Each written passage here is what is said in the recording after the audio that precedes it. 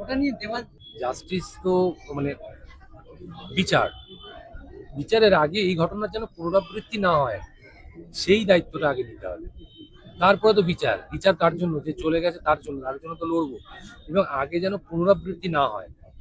SOP যখন তৈরি হয়নি, নিশ্চয়ই ফোরাম বলবেন যে এসওপি তৈরি হতে আরো 2-3 দিন লাগবে।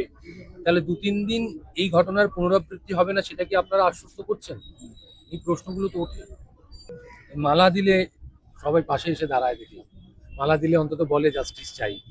বা আমার অপরাধ, আমি এখনো বেঁচে আছি, আমি একটা মৃত্যুর সম্মুখীন হয়েছিলাম, আমার শ্বাসনালীতে প্রবলেম মানে ইনফেকশন ধরা পড়লো, যে ছবিতে আমাদের সেক্রেটারি কাজ করছে এবং আমি হসপিটালাইজড হলাম এই ঘটনার অনেক আগে। মিনিমাম ফোনটুকু পর্যন্ত তারা করলো না, তারা বুঝিয়ে দিল যে না ঠিক আছে, আর কিছু তো হয়নি।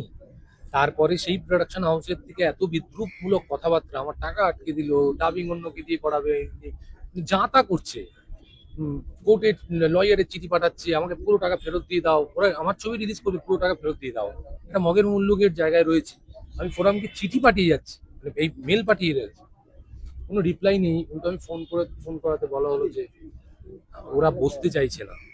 তাও দেখছি যে আমি এইটা শোনার পর এত আশাহত যে এত বড় একটা পাওয়ারফুল অর্গানাইজেশন আর্টিস্ট ফোরাম, সে একটা ছোট্ট হাউস যে এখনো মাটিতে পা পড়েনি, সে বলছে আর্টিস্ট ফোরামকে আমরা বসতে চাইছি না। এটা আমার জানানো হয়েছে, এখন অস্বীকার করলে কিছু করার নেই, আমাকে জানানো হয়েছে।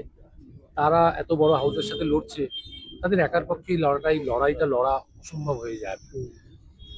অংশগ্রহণ করার জন্য আমি প্রথম তো সাইন করেছিলাম, আমরাই প্রথম সাইন করেছিলাম, তখন 3-4 জন ছিল।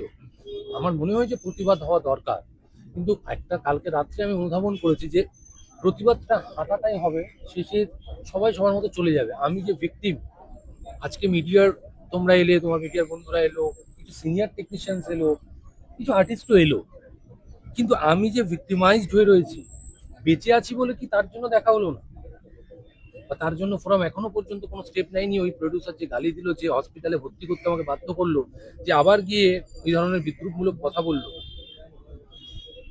আমার কাছে এখনো কোনো প্রোডাকশন হাউসের আন্ডারে আমি কাজ করিনি, মানে এখানে আমি আনসেফ ফিল করেছি। কারণ আমি দেখেছি যারা পুরনো হাউস, আমি ম্যাজিক মুভমেন্টকে পুরনো বলবো, তাদের আগের হাউসের সাথে আমি কাজ করেছি, যার নাম বিশ্বজিৎ দা ছিলেন, ভুলে গেলাম আমি নামটা, তখন পার্টনার ছিল, তখনও আমি কাজ করেছি।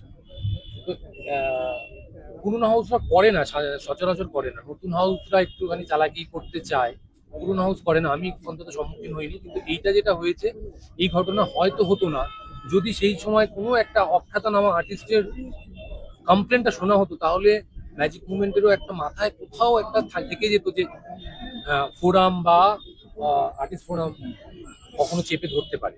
যে আমাদের সাথে নেই তার তো বিভিন্ন দোষ বলা হচ্ছে যে সেই ড্রোন শটটা চেয়েছিল, এরকম কি হয়? মানে অভিনেতাদের কি এতটা দাবি মেনে নেয় production house?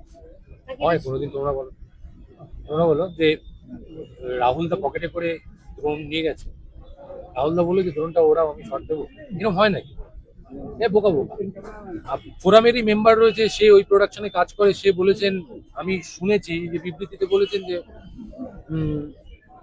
Unit pack up হয়ে গিয়েছিল, রাহুল দা হাওয়া খেতেছিল, পরের দিন সকালবেলা আসবে।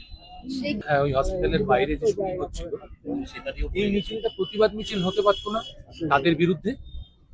আমার এটা নিয়ে প্রতিবাদ। এই এই যে সর্ষে ফুলের মধ্যে ভূত নয়, ব্রহ্মদৈত্য, তার এগেনস্টে হতে পারতো না? তার এগেনস্টে কখন সোচ্চার হবে? আমাদের মতো শিল্পীরা যদি সোচ্চার না হয়, আমি আছি, আমার পেছনে কে আছে জানি না, বটগাছ আছে, কিছু এঁচড় আছে, অনেকের সাথে কথা বললাম, তার যেহেতু ট্রান্সের মধ্যে ছিলাম, আমি জানি না আমার কোনো বন্ধু বান্ধব কথা বলেছে কিনা।